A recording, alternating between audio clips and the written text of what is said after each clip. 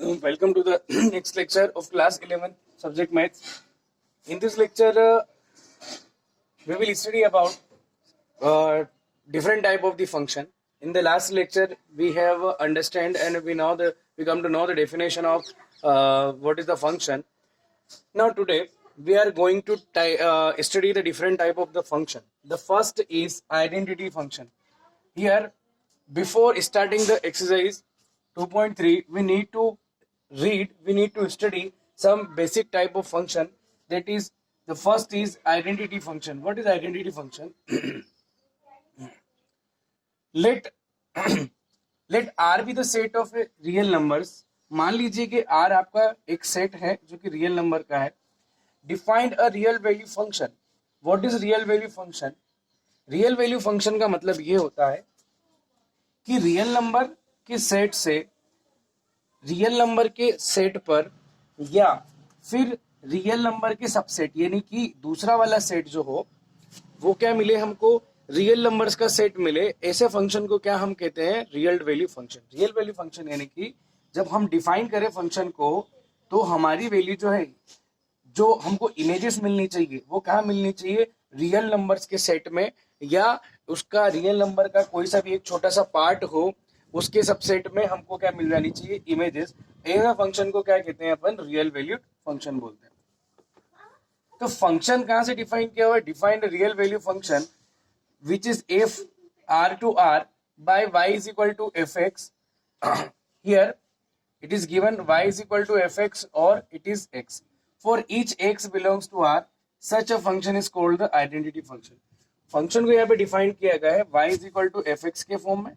It is the y is the image for the element x and y is equal to आपको दिया गया यहाँ पर क्या? x दिया है. यानी x की एलिमेंट x की इमेज कौन सी है वो खुद है. यानी कि हम अगर क्या करें, एक्स कोई एलिमेंट है हमारा जो रियल वैल्यू आपका सेट ऑफ रियल नंबर्स के अंदर है, तो इसकी जो एफ के अंडर इमेज होगी वो खुद ही होगी. यानी कि वो खुद एलिमेंट आपका इमेज बनेगा.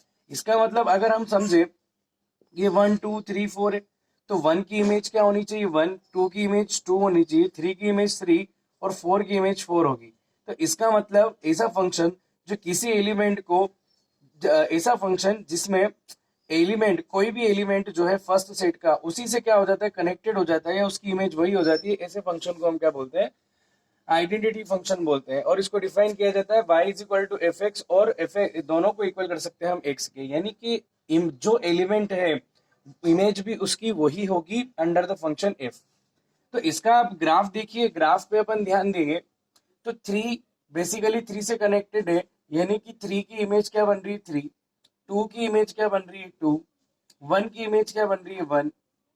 0 0 ये आ जाएगा आपका -1 -1, ये आ जाएगा -2 -2. ऐसे ही अगर हम इसका क्या करें, इन सभी पॉइंट्स को मिला के ग्राफ डिनोट करें तो यहाँ ग्राफ जो बनता है इसके लिए, आइडेंटिटी फंक्शन के लिए ग्राफ बनता है आपका straight line. Straight line graph बनता है. किसका ग्राफ बनता है? Straight line. Straight line graph बनता है आइडेंटिटी फंक्शन का. तो इसमें दो चीजें हमको ये समझ में आ गई. आइडेंटिटी फंक्शन होता है y is equal to f x और इज इक्वल टू एक्स. इसका मतलब आप ऐसा भी लिख सकते हो कि y equal to x because y is a function of x.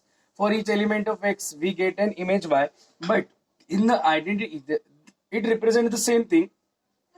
And f x is equal to x means there is an element x which gives the image x under the function f. जो element हम ले रहे हैं उसका f के अंदर image क्या बनेगा? वही एलिमेंट वापस बन जाएगा. ठीक है. तो यहाँ क्या आएगा? सबसे पहले अपन इसके अंदर दो चीज पढ़ते हैं, domain and range of the f. Domain और रेंज क्या होगी? तो डोमेन क्या होती है, क्योंकि रियल वैल्यू फंक्शन जो है हर एक के लिए, ये जो आपका आइडेंटिटी फंक्शन है ये हर किसी सारी रियल वैल्यू के लिए अप्लाई होता है. यानी कि आप कोई सी भी वैल्यू ले लीजिए, रियल नंबर, कोई सा भी रियल नंबर ले लीजिए, हमेशा ये क्या करेगा? उस रियल नंबर को ऑब्टेन करवा देगा. यानी कि उसकी इमेज क्या हो जाएगी? वही हो जाएगी. तो ऐसे कौन कौन से एलिमेंट हम ले सकते हैं? तो हम सारे रियल नंबर्स के एलिमेंट ले सकते हैं. ठीक है. तो क्या समझ में आता है? यहाँ से एक बात क्लियर हो जाती है कि ये जितने भी हमारे पास सेट ऑफ रियल नंबर्स के नंबर हैं उनको हम क्या कर सकते हैं? डोमेन की तरह यूज कर सकते हैं. रेंज में तो हम जानते हैं कि जितने भी एलिमेंट हैं फर्स्ट सेट के सारे क्या हो रहे हैं? सेकंड सेट में कनेक्ट हो रहे हैं. तो इसका मतलब रेंज क्या हो जाएगी? पूरा हमारा सेकंड सेट यानी रेंज भी क्या हो जाएगी आर। तो डोमेन भी क्या हो गई आर हो गई और रेंज भी क्या हो गई आर हो गई। फिर दूसरा हम बात करते हैं graph of the identity function is straight line. अगर हमने यहाँ पे जो ग्राफ देखा है, क्योंकि किसी भी एलिमेंट एक्स के लिए वो इमेज जो है वो सेम मिल रही है, इसका मतलब ये हो गया यहाँ पर कि हमारे पास जो टोटल यहाँ पर ग्राफ बनेगा वो ग्राफ हो जाएगा हमारा कौन सा, स्ट्रेट लाइन। स्ट्रेट लाइन का ग्राफ बनेगा। और स्ट्रेट लाइन किसके लिए ग्राफ बनता है ये आपको याद रखना है, आइडेंटिटी फंक्शन के लिए। ओके, ये पूरा हमारा कंप्लीट पार्ट जो है ये हो आइडेंटिटी फंक्शन। इसके बाद हम चलते हैं नेक्स्ट फंक्शन